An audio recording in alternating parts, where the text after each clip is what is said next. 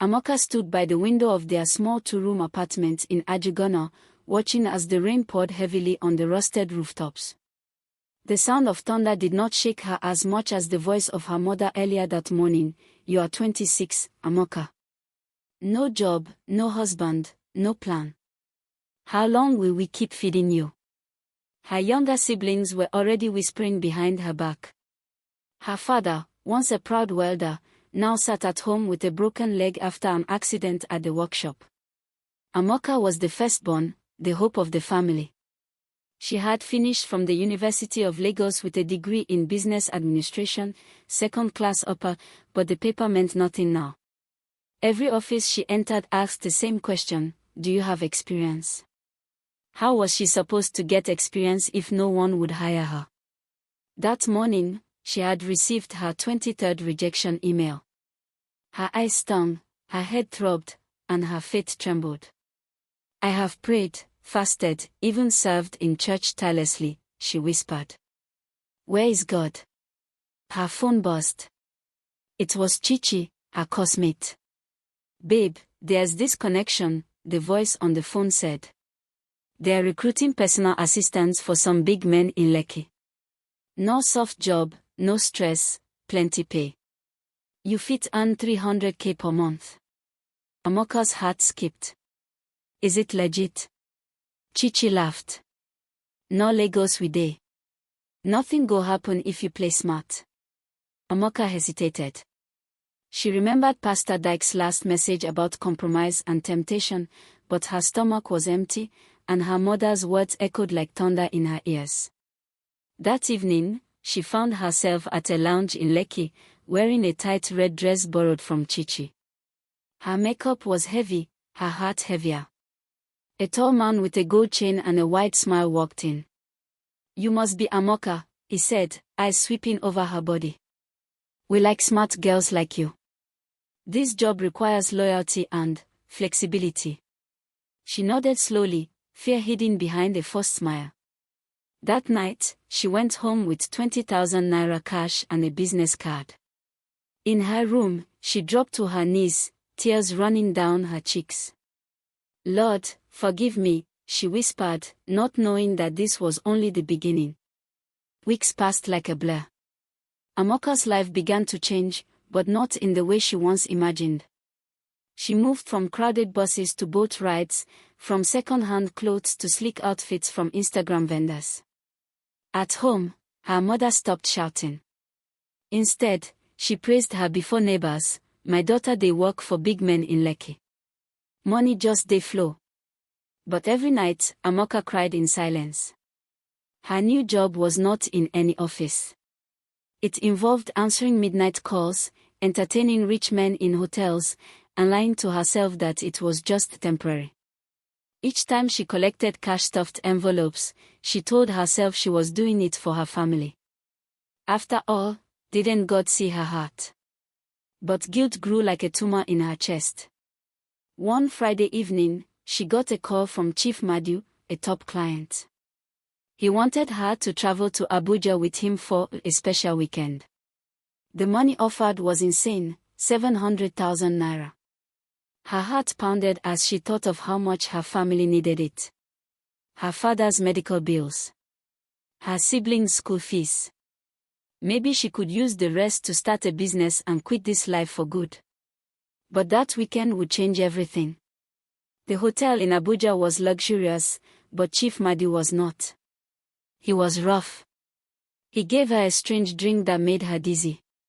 When she woke up, she was alone, naked, and in pain. Her phone was gone. The cash he promised. Nowhere to be found. Panic set in. She returned to Lagos shaken. But it didn't end there. 2 days later, a rash broke out on her body. Her skin became pale. Her breath short. Then came the fever, hot and strange. She went to a clinic in Ikoyi. The nurse looked at her blood test results and sighed. "You need to go to a proper hospital. Fast." Amaka knew what it meant. Her body was failing. And so was her soul. She stayed in bed for days. Her family noticed, but she lied again, it's just malaria. But when she collapsed in the bathroom, her mother screamed. That night, as she drifted between sleep and unconsciousness, Amaka saw something, no, someone. A vision. A man clothed in white. His eyes full of sorrow. He whispered, "Return to me." She woke up sobbing, her body weak, her spirit even weaker. For the first time in a long time, she didn't cry because of pain or shame, but because she knew she had walked far from the God she once served. And now, death was near. The hospital smelled of bleach and death. Amaka lay on the stiff mattress, eyes half open, listening to the beeping of machines and the soft voices of nurses passing outside her ward. Her skin had lost its glow. Her bones showed through her cheeks. Her hair, once thick and bouncy, was now thinning. Her mother sat beside her bed, tears falling silently. Her father, on crutches, stood by the door, staring at his daughter like a man seeing her for the last time. The doctor had already warned them, Amaka's kidneys were failing, her immune system collapsing. She needs urgent dialysis and advanced care, he had said. But it's costly. The family had no money left. Her sins had paid her wages, and now death came knocking. That night, when the hospital was quiet, a soft knock came to the door. A slim young nurse stepped in. She had soft eyes, and a gentle smile. She placed a small worn-out Bible on Amaka's bedside and whispered, "Jesus still saves, even at the last hour." Amaka's lips trembled. "He shouldn't want me. Not after everything." "But he does," the nurse said. "His love is not about how clean you are. It's about how lost you are. And you, sister, are deeply loved." When the nurse left, Amaka stared at the Bible. She hadn't opened one in almost 2 years. Her hands shook as she flipped through the pages. Her eyes landed on Isaiah 1 verse 18, "Though your sins be as scarlet, they shall be as white as snow." That night, alone in that cold ward, Amaka prayed. No long grammar. No fancy words. Just a weak whisper, "Jesus, if you still want me, please, take this shame. Take me." Something happened. Not outside. But deep inside. A calm filled her. Like oil on water. Peace. The next morning, her doctor rushed in with wide eyes. "Your blood pressure has stabilized," he said. "And your test results, they're improving. This is unusual." Within days, Amaka's condition turned around. Her kidneys began to function. Her skin slowly regained color.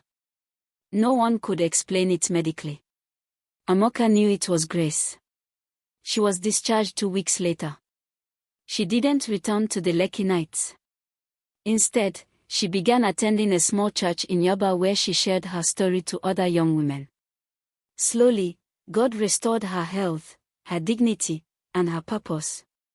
A Christian NGO sponsored her to start a baking business.